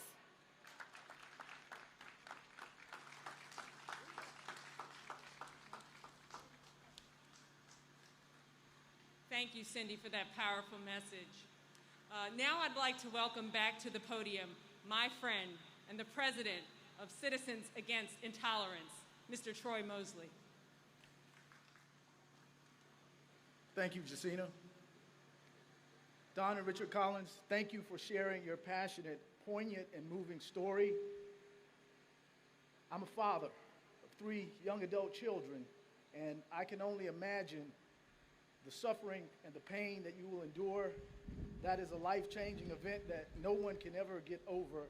But I am so grateful to you for sharing your passion and for having the courage to share it with the rest of the world. So thank you very much for that. Carl Snowden, thank you for a passionate history lesson on where our nation has come from and where we need to be headed. General Seidule, thank you very much for informing us the spirit and the intent in which bases named for Confederate officers were intended. Treason for slavery. That's all you need to know right there. And that must change. But lastly, I want to thank Cindy Benavidez, LULAC, the president of LULAC, Domingo Garcia, for partnering with us. Without their support, we couldn't have brought this event to you. And I'm going to be brief in my remarks by saying very, very quickly, the establishment of representative democracy in a multi-ethnic republic does not happen organically. It requires leaders to cultivate and speak to our better angels. Harry Truman understood this. President Truman's Commission on Civil Rights was a winning strategy in 1948, and it is a winning strategy today. America needs another Presidential Commission on Civil Rights. Our best industry leaders, economists, social scientists, historians, physicians, and other academians. We need to come together to bring the change that we all know needs to happen. A person's zip code should not have more impact on their future than what is in their mind and what is in their heart. But today there exists a gap between what we profess in our founding documents and what people of color experience daily. As Cindy pointed out so powerfully, the opportunity exists, but it's not all equal. And we are, as Fannie Lou Hamer said, sick and tired of being sick and tired of being twice as good to get half as much. It is time for us to take Dr. Martin Luther King's dream and fashion it into a regionally specific, risk-stratified action plan with quantitative measures for racial equality. Come on now, come on now. In the wake of the tragic murders of George Floyd, Ahmaud Arbery, Breonna Taylor, and so many others, conversations of the talk have become commonplace in Americans' households. But I'm here to tell you, as a father of color, that conversation is one of about 12 conversations that we have with our children. For me, one of the most painful of these conversations I call the awakening moment. It is that moment that you realize, as a person of color, the world sees you differently. It is that moment that you realize, because of the color of your skin, that your potential may be limited. This is another profound loss of innocence for children of color, and it is an indoctrination into a world that seeks to deny one's full potential for the sake of preserving an immoral power structure. My awakening moment came when I was only 7 years old. My youngest daughter had hers when she was 4. Dr. King described this phenomenon this way in his letter from a Birmingham jail. It is difficult to wait when you suddenly find yourself tongue-twisted and your speech stammering as you seek to explain to your 6-year-old daughter why she cannot go to the public amusement park. When you see the tears welling up in her little eyes, when you see that she is told that she cannot go to Fun World because Fun World does not accept little black and brown children. When you see little clouds distort her personality by unconsciously developing a bitterness towards society that tells her she is lesser than. When you have to concoct an answer for a 5-year-old son asking in agonizing pathos, "Daddy, why do they treat us so bad?" That was in 1963, and people of color still find ourselves stammering, tongue-tied to find the words to explain the inexplicable racial inequality that still exists in the 21st century. We celebrate first, like Captain Remo Shea Nelson and General Brown, not because they represent racial equality, but because they are a testament that the system that perpetuates inequality is not absolute in its subjugation. I submit to you that renaming 12 Army bases cannot, in and of itself, correct centuries-old moral travesties, but it could set the table for America to have a long overdue conversation in earnest on race that could lead to a nation on a path towards reconciliation and atonement. I started Citizens Against Intolerance the day following the mass murder of 9 black parishioners gunned down in Charleston, South Carolina's historic Mother Emanuel AME Church. A hateful man whose name I will not mention knocked on the door, was invited in to pray, and conducted Bible study for over an hour before producing a gun and systematically killing 9 parishioners. Reverend Clementa Pinckney, Reverend Sharonda Singleton, Reverend Daniel Simmons, Cynthia Hurd, Susie Jackson, Ethel Lance, Myra Thompson, DePayne Middleton Doctor, and Twanza Sanders. The murderer was found to have had pictures of symbols of the Confederacy. In his affidavit, he stated that he wanted to start a race war. His inspiration was the same racist ideology the 12 men who are the namesakes for 12 tax-funded Army bases who fought for the Confederacy. They share that same ideology. There are those who say you cannot legislate what is in someone's heart. To them, I say we have not tried hard enough. To them, I say legislating someone's heart is really not what this is all about.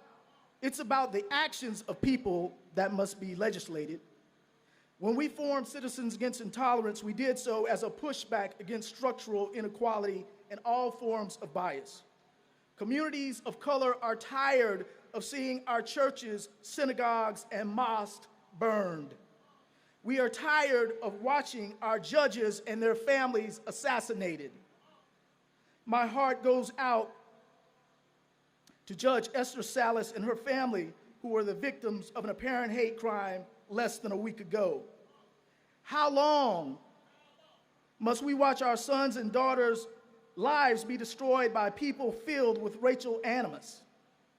How long must we endure the systematic oppression?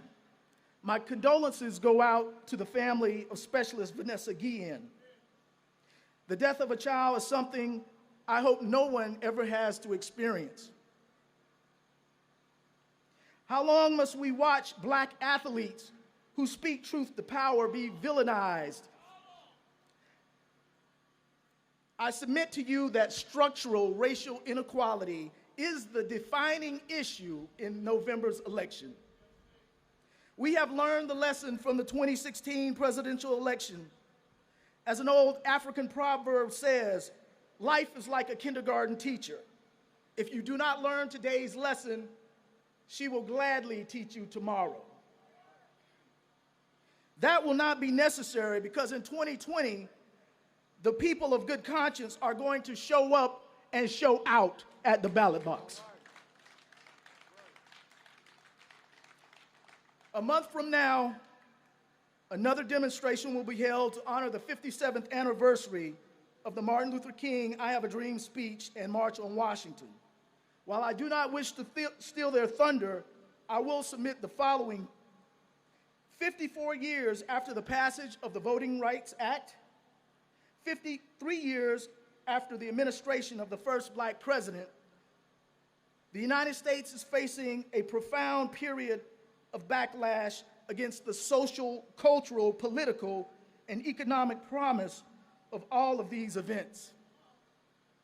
The ascent of Donald Trump into the White House was in part fueled by the sentiment that someone believes they are losing their country. This is a very dangerous and misguided notion because it implies ownership. There is no one community or no one race of people who own the American brand.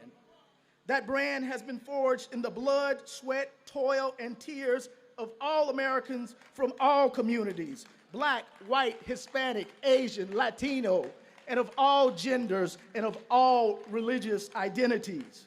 When we deny this basic truth, we harm the sacrifices of those who have forged this brand in a most fundamentally profound manner. Now that our nation is fully awoke, we can never allow ourselves to be lulled back to sleep. So today I challenge everyone witnessing this rally to commit to bringing about the change we all want to see. Perhaps that means having a difficult conversation with a colleague. Perhaps that means reaching out to an old childhood friend that divisions society created has formed between us. Perhaps that means entertaining a political candidate that you might not otherwise consider, but who has a better grasp on the issue that is most pertinent in this election. And I say again, that is structural racial inequality. Perhaps that is voting for a candidate who knows how to make America work for all Americans. In closing, I will leave you with words from a great man taken from us at the age of 39 years old, Dr. Martin Luther King. I would submit to you that he was a saint among us. At the time of his assassination, he had a 25% approval rating, and that speaks to how we can look back in time and see the gross inequality of racial oppression, but we can't see it when it's right here in our face in the present moment. He said this: if the inexpressible cruelties of slavery could not stop us, then the opposition we face today will surely fail. We will win our freedom because the sacred heritage of our nation and the eternal will of God are embodied in our echoing demands. Thank you. May God bless you and protect you and your families.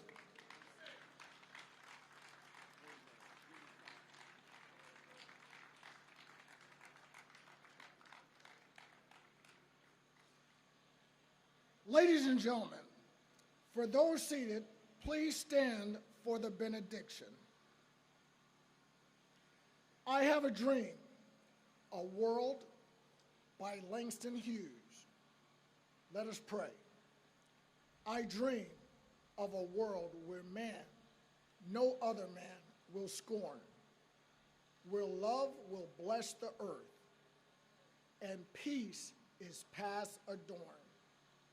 I dream of a world where all will know sweet freedom's way, where greed no longer saps the soul, nor avarice blights our day. A world I dream where black or white, whatever race you are, will share the bounties of the earth, and every man and woman is free. Where wretchedness will hang its head, and joy, like a pearl, attends the needs of all mankind. Of such I dream, my world. May peace and love be with you always.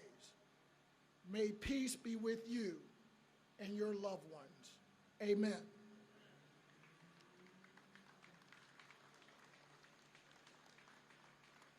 Ladies and gentlemen, please make sure to vote for this November's election. And I challenge you to bring 2 friends. This concludes our rally today.